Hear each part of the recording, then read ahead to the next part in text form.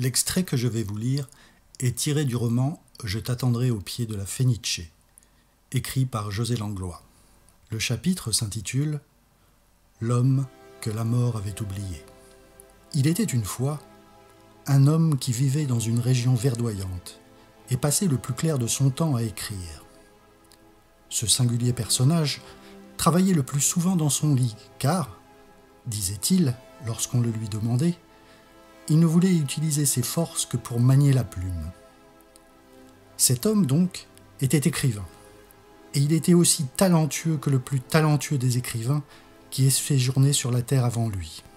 Peut-être même était-il meilleur, bien que ce point de détail, impossible à éclaircir, était sujet à de vifs débats.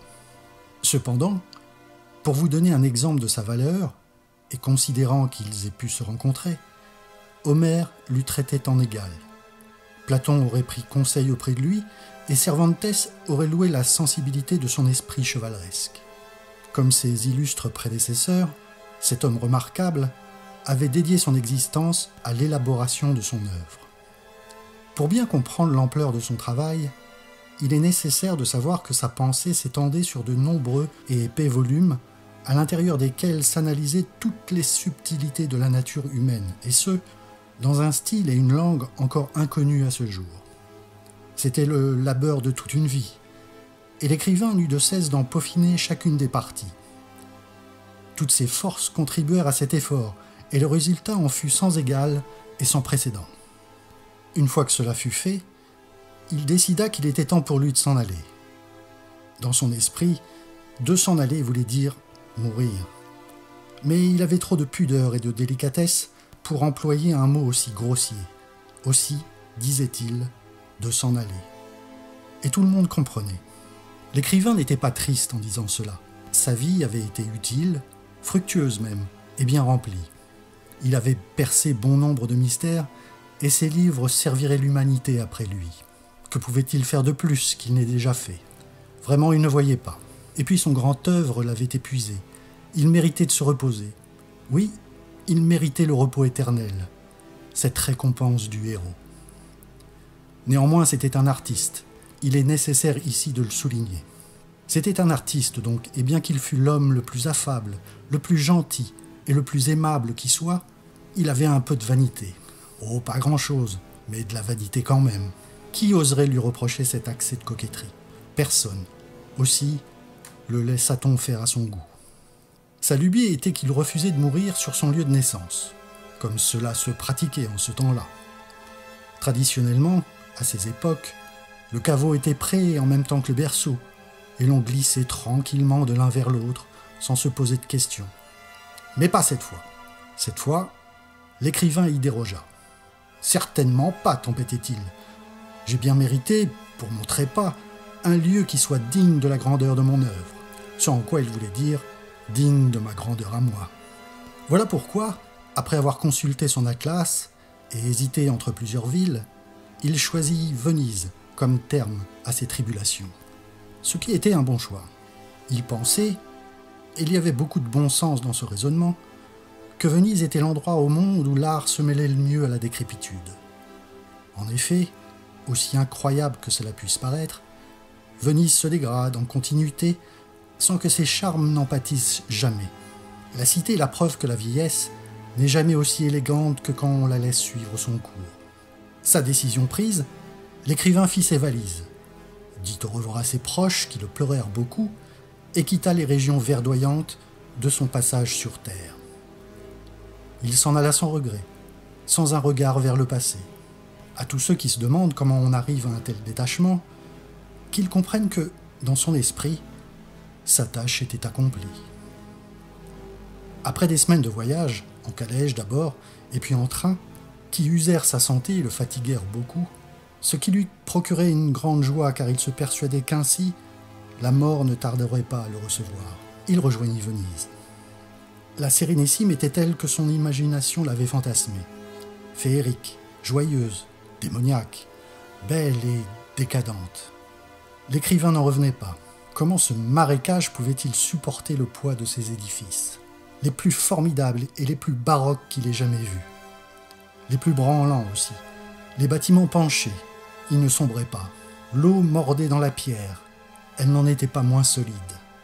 C'était extraordinaire. La ville était le mariage de la beauté et de la déchéance. Quel drôle de couple. L'un était aussi admirable que l'autre était impitoyable. L'homme en sauta littéralement de bonheur et retrouva le plaisir de ses 6 ans. Venise offrait un décor parfait pour le départ grandiose qu'il projetait. Sur place, l'homme ne s'attarda pas à chercher un palais où habiter, ainsi que le font les médiocres lorsque l'apparat devient l'étendard clinquant de leur réussite. L'écrivain ne goûtait pas à ces enfantillages. Il loua la première chambre qu'il trouva afin d'y entreposer ses affaires. Le hasard fit qu'il s'installa dans une modeste pension de famille du quartier San Polo. Le propriétaire, un vieux pirate qui n'avait conservé de son ancien métier qu'un perroquet bavard et une jambe de bois, accéda à sa demande, à la stricte condition qu'il louât la chambre à l'année. Il avait, expliquait le flibustier repenti, des frais exorbitants et souhaitait pouvoir compter sur un loyer régulier. L'écrivain accepta l'offre sans hésiter. Persuadé de n'avoir bientôt plus de compte à rendre à personne et ne désirant pas flouer le brave tenancier, il paya les 12 mois d'avance. L'intendance réglée, l'écrivain arpenta les ruelles et les canaux de Venise, en les détaillant du regard avec la précision d'un horloger. S'il mettait autant de zèle dans sa recherche, c'est qu'il était en quête de l'endroit propice, de l'endroit de sa rencontre avec la mort prochaine.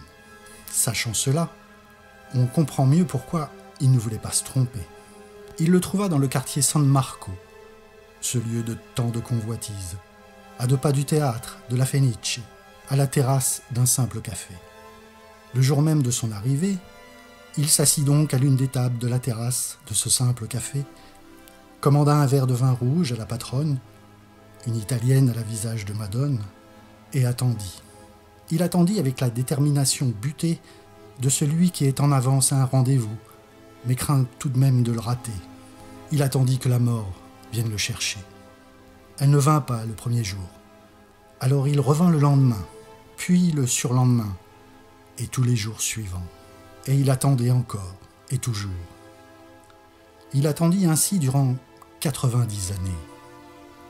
Quelqu'un là-haut avait peut-être d'autres plans pour lui. Peut-être n'était-il tout simplement pas enregistré sur le carnet de balles de la mort. Peut-être même en était-il dispensé. Allez savoir. Quelle que fût la raison, il ne s'en trouva pas moins vrai que la mort l'oublia. Et l'oublia. Et l'oublie encore. Aujourd'hui, la terrasse du Ristorante al Teatro est la scène d'un spectacle improbable, autant que discret et merveilleux. Si l'on y prête attention, et seulement si l'on y prête attention, on peut y voir un très très très vieil homme, si vieux qu'il en est presque transparent, qui attend, assis, imperturbable, quoique déterminé, que la mort vienne le chercher. Personne n'ose lui parler, sauf le serveur qui a depuis longtemps remplacé la patronne au visage de Madone et lui apporte son verre de vin rouge quotidien. Et pourtant, si un jour vous passez par là, n'hésitez pas à l'aborder. Il hante cette terrasse du lever au coucher. Il hante la terrasse en face de la Fenice. Il vous dira qu'il attend, qu'il a rendez-vous avec la mort. Croyez-le ou ne le croyez pas. Cela n'a guère d'importance. Mais si vous prenez la peine de la lui demander, il vous racontera son histoire. L'histoire du seul écrivain au monde qui ait jamais percé les mystères, les secrets et toutes les subtilités de la nature humaine. Et croyez-moi, quelqu'un qui a su faire cela mérite d'être écouté. Au moins, autant que la mort décida que les hommes ne devaient pas l'oublier.